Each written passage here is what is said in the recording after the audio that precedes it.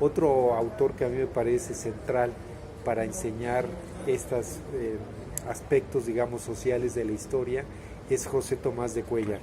O sea, José Tomás de Cuéllar es como el retrato, digamos, de las clases medias y de la dificultad, si no es que de la imposibilidad del ascenso social. O sea, cómo el porfiriato condena el ascenso social. Eso está en José Tomás de Cuéllar, como también está en otros autores. Pienso en Ángel de Campo, por ejemplo, en La Rumba, en cómo la movilidad social en el siglo XIX y en el porfiriato está penada. Entonces, a las mujeres les cuesta la prostitución y a los hombres corromperse.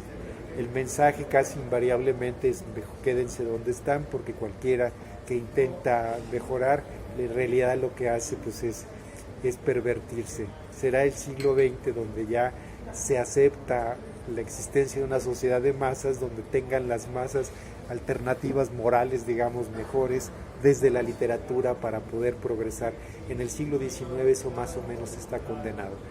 Bueno, Vicente Riva Palacio pues también me parece central. Entonces yo creo que obviamente con las reservas que puede tener un historiador, con el cuidado en el manejo de los materiales literarios, pero incrustar en los futuros textos de historia, manuales didácticos, etcétera, la literatura, y en particular la narrativa, me parece que no solo es importante porque tiene elementos novedosos o poco conocidos, sino didácticamente útil. Una última pregunta, Carlos. Como sabrás, en cada entidad hay una escuela normal que va a formar profesores de historia. Aparte de estos textos generales que hemos comentado, ¿qué nos recomendarías para cada entidad? Y si quieres, para no hacerlo tan extenso, por ejemplo, en el caso de Guerrero, ¿no? Tú tienes un libro de Guerrero muy interesante. ¿Cómo se podría utilizar estos estudios regionales en la formación del maestro de historia? O sea, algunas entidades, y entre ellas incluyo Guerrero, son difíciles de tratar. Y son difíciles de tratar no solo porque contengan sociedades sumamente complejas, sino porque tienen una historiografía muy débil. Guerrero es alguno de los estados. De Michoacán hay muchísimo, pero de Guerrero hay poco. Y así podemos hacer una criba de lo que hay más y de lo que hay menos. Yo creo que en relación con los estados sería muy importante, por un lado, buscar lo más posible cuando las bibliografías son pobres, es ver incluso pues a un nivel más local si hay trabajos nuevos que se puedan incorporar a un proyecto didáctico.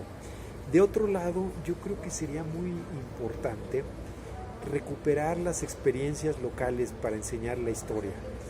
Esto es, no lo conozco suficientemente, pero lo intuyo, que el tomar algo de la experiencia, digamos, cotidiana de los jóvenes o de los niños, sería muy importante para enseñar historia. Mi experiencia, que es un tanto distinta, me ha enseñado que para generar un interés un poco mayor o mayor en la historia, hay que presentar cosas que a la gente le conciernan. O sea, en términos, digamos, más amplios de la historia, sería, si uno habla del presente, de cosas que están ocurriendo y tiene la posibilidad de situarlos en perspectiva, genera mucho más interés para los interlocutores, espectadores, o la calidad que tengan, digamos, los que lo ven, que si se empieza del pasado y se llega al presente. O sea, colocar el presente en perspectiva es una manera de volver la historia más interesante, más pertinente, porque la gente se da cuenta de que la historia brinda herramientas para entender.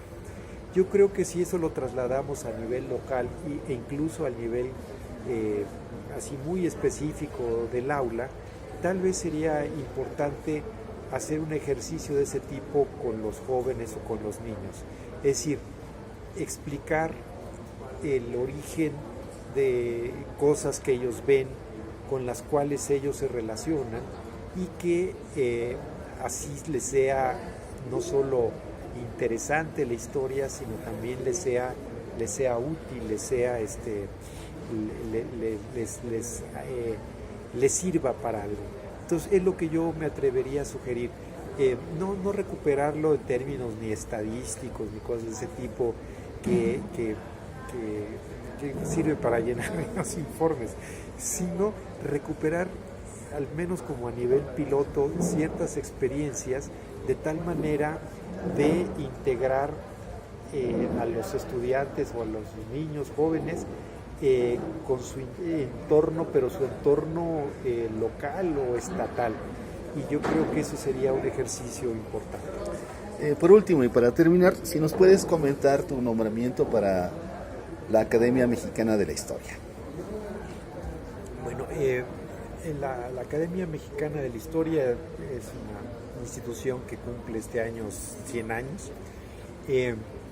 A mí me tocó la fortuna fue un proceso abierto para ocupar un sillón. Bueno, fueron varios, a mí me tocó el primero de los que estaban digamos, en disputa, en buena ley la disputa, entiendo, que era el sillón 10, que era el que ocupó Edmundo Gorman.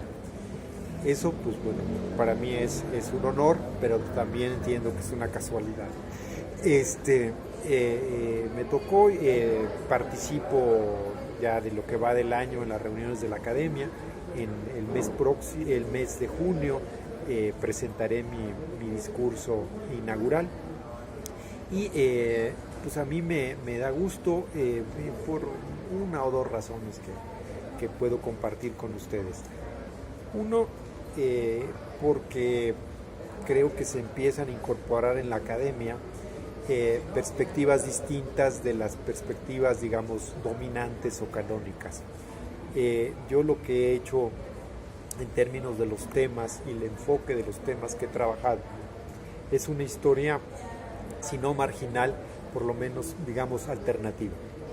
Entonces, eso es algo que me da gusto particularmente. Y por otro lado, porque no seré el primero, pero sí soy de los primeros, que se conoce o reconoce una tradición intelectual prácticamente ausente en la academia, que es la tradición de la historiografía marxista. Y eso para mí lo veo no como un reconocimiento nada más a mí, sino una tradición larga que ha dado autores muy importantes. No sé, pienso en Elie de Gortari, Enrique Semo, Alfredo López Austin, Arnaldo Córdoba, y pues de alguna manera con el cambio de tiempos pues yo fui el beneficiario de todo lo que ellos bien hicieron antes que. Te agradecemos mucho tu apoyo y gracias. Esperemos que no sea la última vez. Sí, Muchas no, gracias. No, gracias. Muchas gracias.